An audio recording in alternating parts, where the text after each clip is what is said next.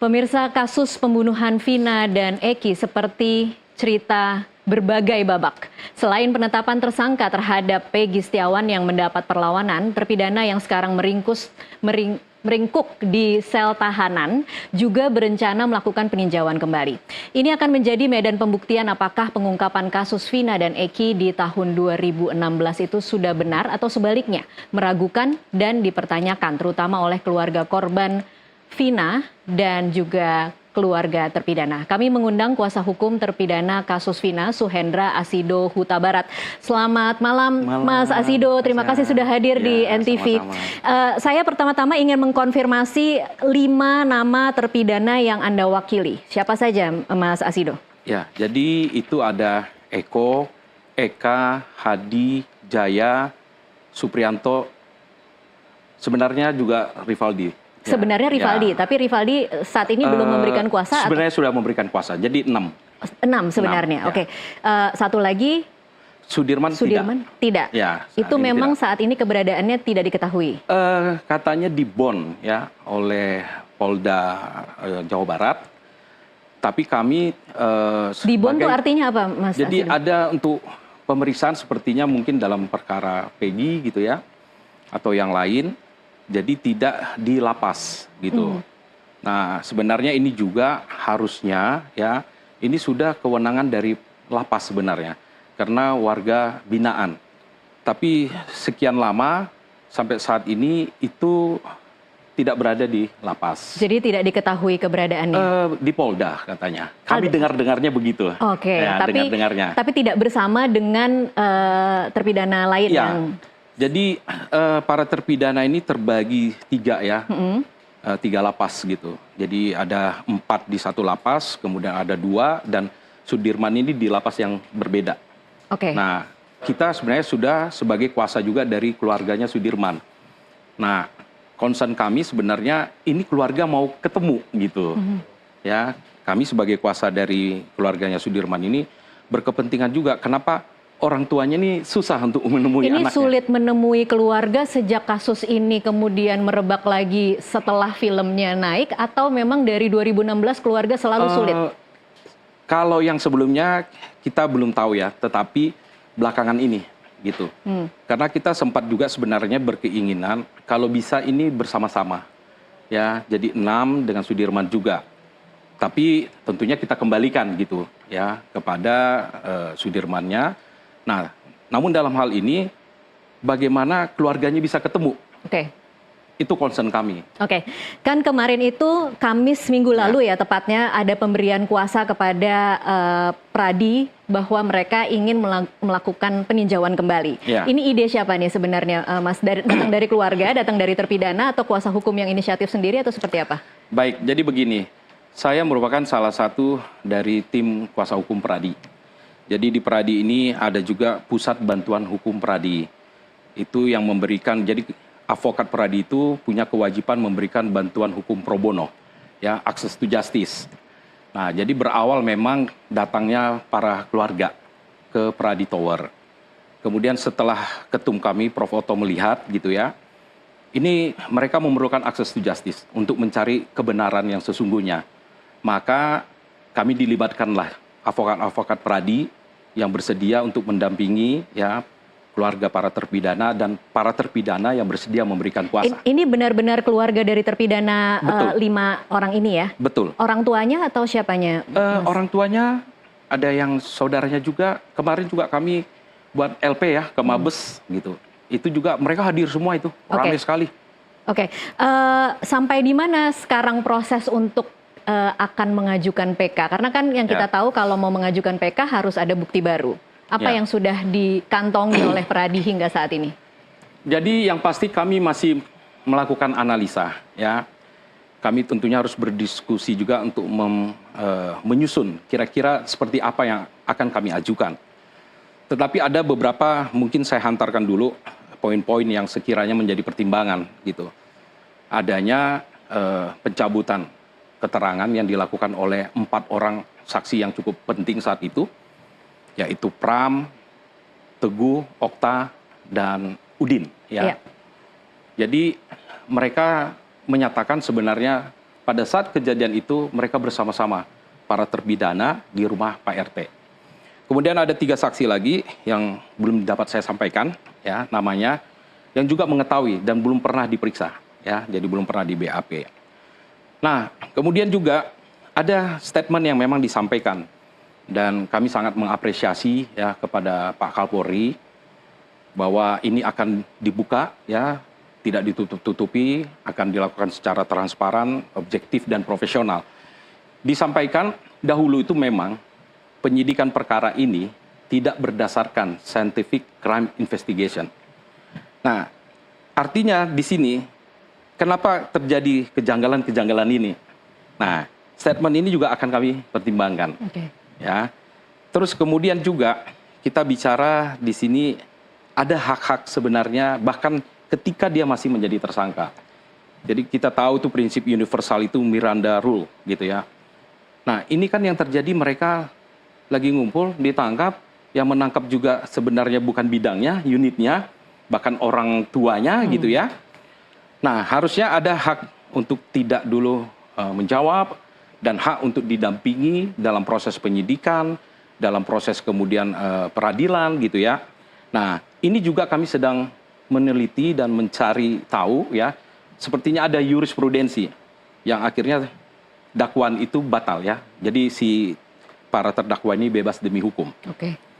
Nah, juga kami berpikir mengenai ahli juga sebenarnya. Seperti apa ahli nanti melihat dan menilai, khususnya mengenai otopsi. Bagaimana tadinya kalau kita bilang di FAIR gitu ya, di visumnya itu sorry, tidak ada sperma, kemudian pada saat otopsi itu menjadi ada. Ya, padahal disebutkan juga sebenarnya jasad ini sudah ya 10 hari. Nah, ini menjadi pertanyaan kami juga ini. Nah, jadi itulah beberapa dulu pertimbangan. Yang kemudian meyakinkan Peradi untuk mengambil kasus ini karena yakin bahwa ada kejanggalan-kejanggalan seperti itu. Kejanggalan seperti itu. Dengan ada jeda waktu 8 tahun, Mas, ini kan 8 tahun yang panjang. Kemudian ada keterangan-keterangan baru bahwa saksi-saksi itu mencabut BAP-nya dan kemudian mengatakan bahwa keterangan itu diberikan dalam keadaan di bawah tekanan. Kira-kira bagaimana mau membuktikan hal itu? Jadi sebenarnya makanya itu yang saya sampaikan, ya, jurisprudensi bahwa ketika seorang ya menjadi tersangka itu, apalagi ini kan ancamannya luar biasa nih, dan terbukti hukuman seumur hidup. Mereka tidak didampingi dari awal, dan memang pengakuan-pengakuan mereka sendiri sudah disampaikan. Bahkan kemarin orang tuanya yang datang ke Mabes juga, ya mereka cukup prihatin gitu ya. Mereka tahu kok. Dan yang lebih miris itu, mereka datang sebenarnya bertemu dengan Pak RT ini supaya sampaikanlah kejujuran, bukan kebohongan. Tapi yang ada di BAP daripada si Pak RT, ya Abdul Pasren dengan anaknya Kavi ini mengatakan bahwa si para keluarga terpidana ini meminta supaya berbohong gitu. Nah, diputar balik ya? Diputar balik, gitu. Padahal mereka tolong sampaikan yang sejujurnya bahwa anak-anak ini, para terpidana ini ada di rumah Pak RT saat kejadian itu. Jadi ya kami saat ini memiliki keyakinan gitu ya untuk kiranya nanti bisa menyusun PK yang sekiranya dapat diformulasikan dengan baik. Gitu. Baik. Ini kan sekarang jadi perdebatan antara keterangan dari terpidana, kemudian berlawanan dengan keyakinan Polri. Dan kemudian kita menyaksikan bagaimana kinerja Polri yang memang mungkin kemudian jadi ada banyak catatan ya Mas, karena tidak transparan dan tidak pernah terbuka. Nah, kira-kira seberapa optimis Anda bahwa kemudian PK ini akan kemudian bisa sampai dan kemudian bisa dikabulkan? Sangat optimis. Kami sangat optimis ya. Karena statement itu disampaikan langsung ya, walaupun melalui Wakapolri gitu ya, bahwa penyidikan ini dahulu tidak didasari scientific crime investigation. Dan ada tambahan lagi ya, bahwa 2 DPO dihapus, kan gitu. Nah, ini statement juga sudah disampaikan gitu ya, bahwa ini bagaimana bisa dihapus sehingga menjadi fiktif nih. Padahal Andi dan Dani ini ada dalam alur cerita itu, ada dalam dakwaan dan ada dalam tuntutan. Ini bagaimana? Nah, ini juga akan menjadi pertimbangan kami. Sekiranya ini menjadi dasar kami juga untuk menyusun antara lain sebagai butir-butir PK kami. Oke, kalau bicara tentang peran masing-masing terpidana yang Anda wakili, ada 5 orang di situ, kemudian apakah mereka saling mengenal, apakah mereka memang bersama-sama pada tanggal 27 Agustus, dan apakah mereka kemudian mengenal juga dengan Peggy Setiawan yang saat ini baru saja ditetapkan sebagai tersangka tahun ini? Ya, yang pasti tentunya pertama saya bicara dulu dalam kapasitas kuasa para terpidana ya. Jadi memang benar mereka itu awalnya di warung Bu Nining gitu. Sekitar mungkin jam 8, kemudian karena Bu Niningnya keberatan gitu ya, ada ribut-ribut mungkin, berpindahlah ke tempat Hadi. Bahkan di situ Teguh dan Pram itu sempat mereka beli nasi kuning ya, orek dengan apa katanya telur itu, kemudian balik ke Hadi, itu sekitar jam 9-an, kemudian berpindah jam 10-an itu ke tempat Pak RT. Ke tempat Pak RT, oke. Baik, Mas Asido, saya tahan dulu karena kita punya infografisnya tentang apa yang terjadi pada 27 Agustus dengan 5 terpidana itu, kita akan coba tampilkan. Ya, ini kronologi pembunuhan Vina dan Eki pada 27 Agustus. Mungkin nanti kalau ada yang salah mohon dikoreksi Mas Asido, tapi 19.30 berkumpul dengan Hadi Saputra, Eka Sandi, Jaya Suprianto Sudirman, Eko Ramdhani, Rivaldi, dan Saka Tatal. Dani dan Peggy di warung Ibu Nining di Jalan Perjuangan RT 02 RW 10 Desa Saladara, Kesambi, Cirebon sambil meminum minuman keras jenis ciu. Ini benar ya? Kalau menurut pengakuan para terpidana ini gitu ya, Peggy itu nggak ada di sini. Tidak ada Peggy di sini. Oke. Baik, kita lanjutkan ke waktu berikutnya pada pukul 20.30 para terdakwa kemudian bersama dengan Eko, Rivaldi, Saka Tatal, Andi, Dani, dan Peggy berkumpul nongkrong di depan SMPN 11 di Jalan Perjuangan Majasem, Cirebon. Ini tidak ada juga? Tidak ada ini. Tidak ada Dani dan Peggy? Justru inilah yang versi di keterangan yang diambil dalam BAP. Tetapi ini bukan fakta yang sesungguhnya. Oke, yang sesungguhnya sebenarnya 20.30 itu mereka di mana? Jadi mereka dari tempat Bu Nining ini berpindah ke tempat Hadi. Ya, jadi estimasi waktu itu tempat mereka masih di tempat Bu Nining itu. Oh, oke. Jadi tempat Hadi itu bukan tempat ketua RT tapi ya? Tidak. Jadi masih di dekat situ, tetapi mereka jadi dari Bu Nining itu warungnya ke tempat Hadi. Ke tempat Hadi, oke. Kita lanjutkan.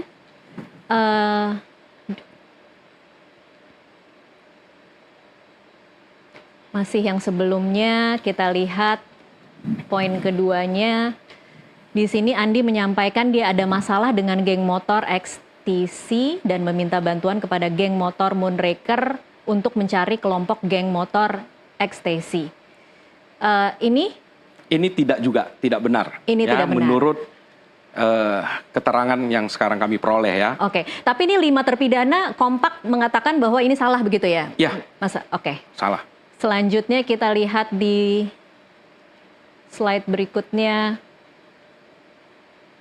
Pada pukul 21, korban Eki yang membonceng Vina memakai jaket bertuliskan XTC dengan motor Yamaha Xeon warna hijau kuning ditemani saksi Liga Akbar Cahyana melintasi di depan SMPN 11. Kemudian saat itu juga para terdakwa, saksi Eko, Rivaldi, Saka Tatal, Andi, Dani, dan Peggy melempari korban Eki dan korban Vina menggunakan batu dan mengenai spakboard motor Eki, namun korban Eki dan Vina dapat melarikan diri.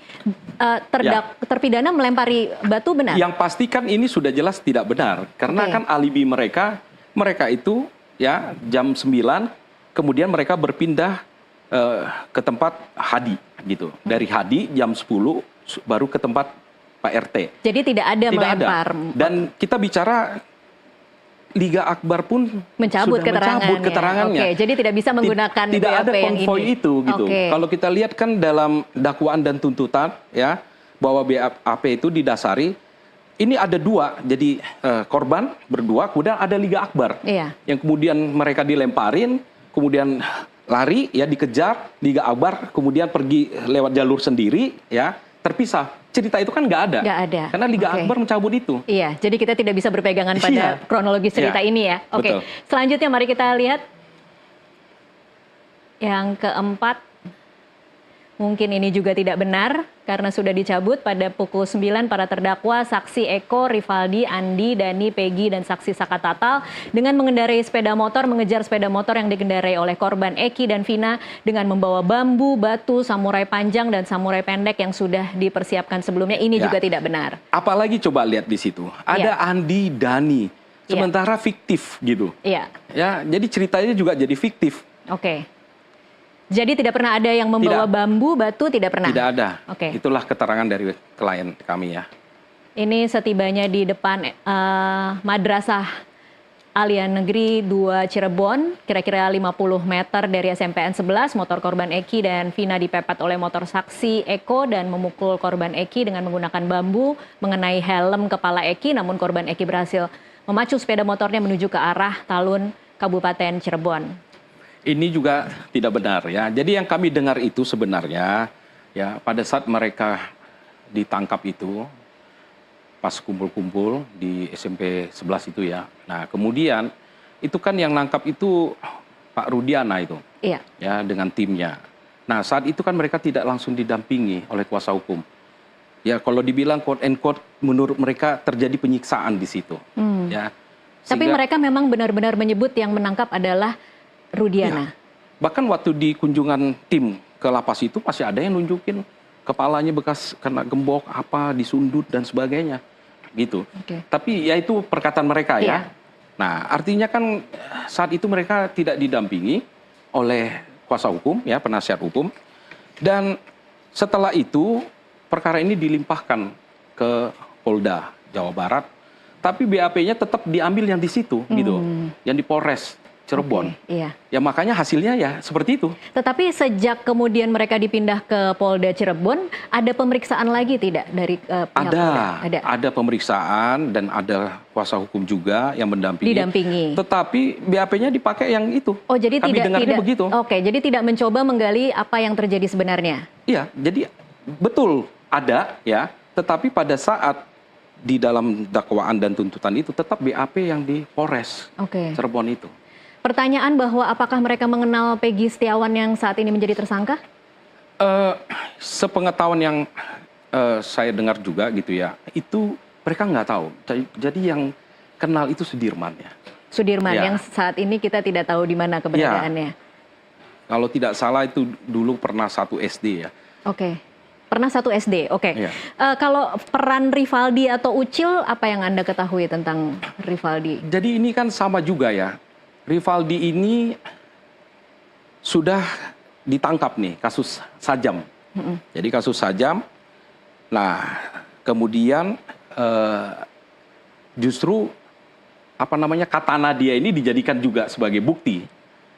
Nah, memang dia tidak ada juga pada saat tanggal 27 Agustus itu tidak ada. Tapi mengenal tidak dengan yang lainnya? Atau tidak mengenal? Tidak mengenal. Ya, jadi mereka baru belakangan tahu. Oke. Itu. Jadi kemudian digabungkan menjadi satu seolah-olah tersangka Iya. kasus pembunuhan Vina dan Eki. Jadi Rivaldi itu lebih dulu ditahan itu kasus Sajam. Oke. Itu. Oke, baik, kita masih akan lanjutkan di segmen selanjutnya, Mas Asido. Pemirsa tetaplah bersama NTV Prime, kami masih akan kembali sesaat lagi.